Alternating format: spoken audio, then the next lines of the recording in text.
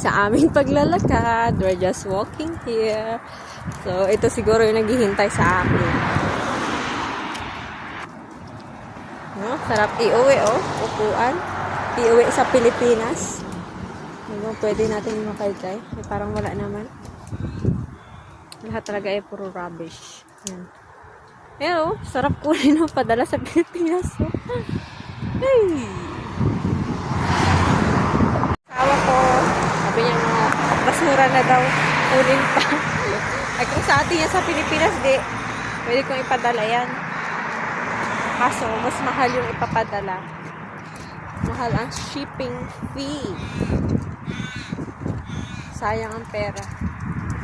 Sayang ang pera. Daming kutsyon. Sarap iuwi. Yung kutsyon.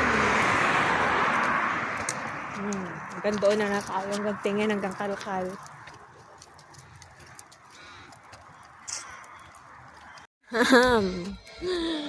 Welcome back, guys. We have here nice bikes. Nice bike. Nice bike. Pwede ko siyang kunin. Can I take this one? Can I take this one? Ayan guys, nakuha ko siya. Yung bike, nakuha ko. What other things that I can you don't need to press. It's flat. You have to put here. Huh? You need to put here. Don't. Put it.